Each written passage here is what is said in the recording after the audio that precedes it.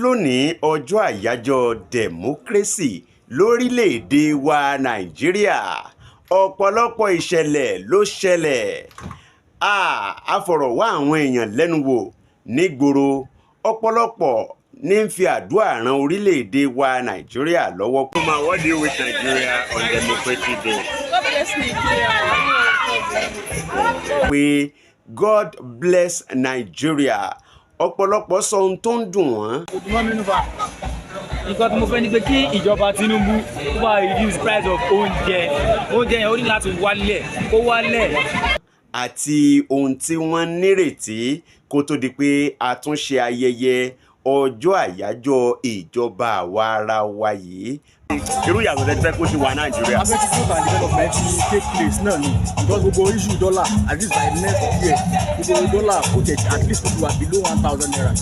Then the issue of minimum wage by then.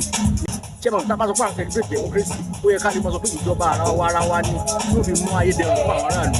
Chairman, tá a bá ṣe price control yẹn fún ẹni tí ò ní owó púpọ̀ pẹ̀lú lè ra ìwọ̀nba tó lè etiquette so nǹkan tó ṣẹlẹ̀ nìyẹn so mo feel pé tá a bá lè ṣe gbogbo àwọn kìíní yìí come next year gbogbo nǹkan tó fi dẹrùn fún aráàlú.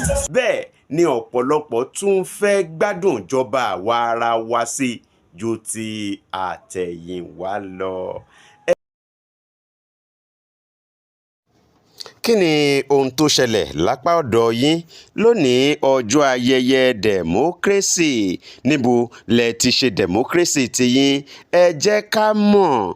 Lára àwọn ìṣẹ̀lẹ̀ tó ṣẹlẹ̀ lónìí náà ni èyí tí ààrẹ ti yẹ̀gẹ̀rẹ̀ tí wọ́n ṣubú díẹ̀ àmọ́ wọ́n tún dìde padà láti yẹ àwọn bí nǹkan ṣe ń lọ lórí pápá wò.